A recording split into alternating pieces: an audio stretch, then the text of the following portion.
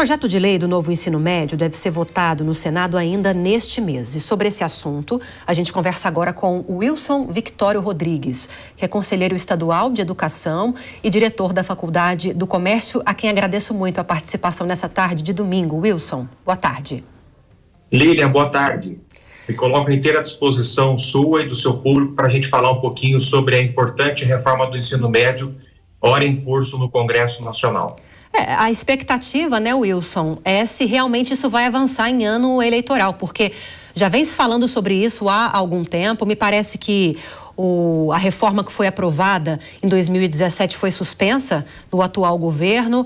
As discussões estão avançando, embora a votação parece que ainda está um pouco longe de acontecer. Eu queria ouvir a sua opinião sobre o que está sendo discutido. Há, de um lado, defensores do governo e o governo que querem um protagonismo maior daquela educação básica, daquelas disciplinas obrigatórias, e tem aqueles que defendem mais liberdade para o estudante, mas tem outras questões também que envolvem estrutura do ensino que pesam numa decisão sobre essa, né?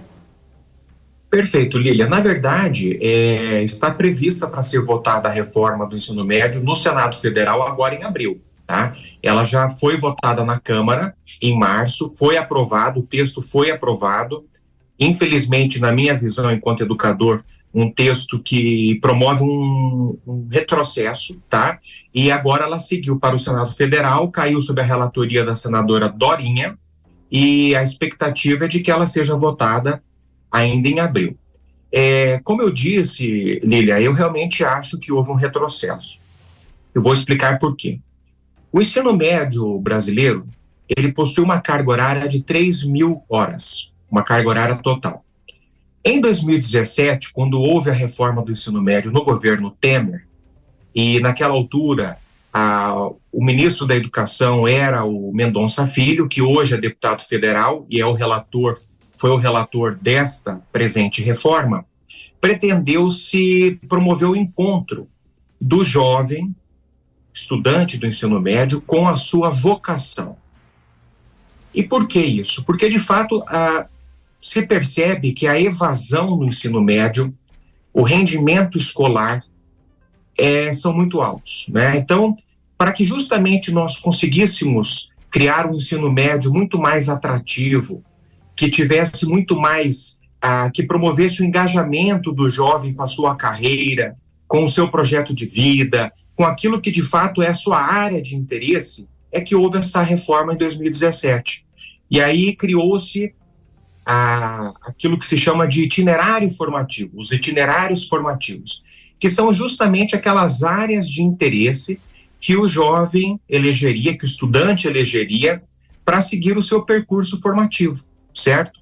Então ele iria escolher na área de exatas, na área de humanas, empreendedorismo, enfim, são aquelas diferentes áreas que o jovem escolheria, certo? Infelizmente, houve uma forte pressão, especialmente por parte de sindicatos de professores, para que esse modelo de ensino médio, com um currículo flexível, isso fosse destruído. Tá? Essa é a palavra, que isso fosse destruído. Por quê? Porque, na verdade, esse novo formato de ensino médio, com currículo flexível, portanto, propiciando ao jovem a escolha da sua vocação, das suas áreas de interesse, isso requer uma adaptação. Isso requer adaptação, requer uma requalificação dos professores, né, de todo o corpo docente, uma requalificação da própria infraestrutura das escolas, né? E, na verdade, infelizmente, o que a gente verificou é que parte dos professores, especialmente de sindicatos, brigou contra esse novo modelo. Isso é muito ruim. Agora, com essas mesmas 3.000 horas de ensino médio, nós ficamos apenas com 600 horas desse currículo flexível. Prevaleceu, portanto, uma visão de ensino médio mais engessado, uma visão de ensino médio altamente conteudista, com diversas disciplinas obrigatórias, e a conclusão disso é uma só. O resultado disso é um só. É o jovem desmotivado com a sala de aula, porque enquanto na reforma de 2017 ele podia escolher a sua área de interesse, escolher a sua aptidão, a sua vocação. Agora, essa liberdade, ela foi reduzida e o jovem volta a ser inserido em um currículo engessado, quase que como uma camisa de força, altamente conteudista e distante da sua vocação. Portanto, das 1.200 horas que nós tínhamos de carga horária flexível, isso foi reduzido agora para 600 horas. Cristiano Vilela, eu vou evocar mais uma vez os seus filhos hoje, eu estou falando tanto neles, né, e olha que nem os conheço pessoalmente, porque eu queria a sua visão como pai a respeito dessa opinião do Wilson, sobre a importância de você dar mais protagonismo para o desejo do estudante também na composição dessas horas curriculares, e aproveito também para abrir espaço para você fazer uma pergunta para ele. Pois é, Lívia, obrigado. Meus filhos agradecem, qualquer hora eu vou levá-los aí na Jovem Pan para conhecer todo o time. Eu vejo, uma coisa que me chama a atenção, Lívia, foi bastante interessante você provocar isso, porque eu vejo muitas vezes meus filhos tendo um formato de aula tal como eu tive 30 anos atrás. Eu considero isso algo ultrapassado, porque eu imagino que em 30 anos muita coisa mudou em termos de tecnologia, em termos de mundo, de mercado de trabalho, de tudo. E eu vejo que a forma como você ensina deveria ter mudado mais do que mudou. E aproveito e passo a pergunta para o professor no seguinte sentido: se essa reforma do ensino médio, que acabou sendo uma reforma tímida, como você colocou, que acabou não atendendo aquilo que se almejava quando se iniciou essa discussão no governo Michel Temer, se, na sua visão, professor, se isso pode ter impacto no próprio ingresso do jovem no mercado de trabalho, que é um tema também bastante importante. Você tem hoje em dia a dificuldade, muitas vezes, do jovem de ingressar no mercado de trabalho e aquelas situações que criam, né? O jovem nem, que nem estuda, nem trabalha, enfim, todo o problema que acaba se envolvendo com relação a isso.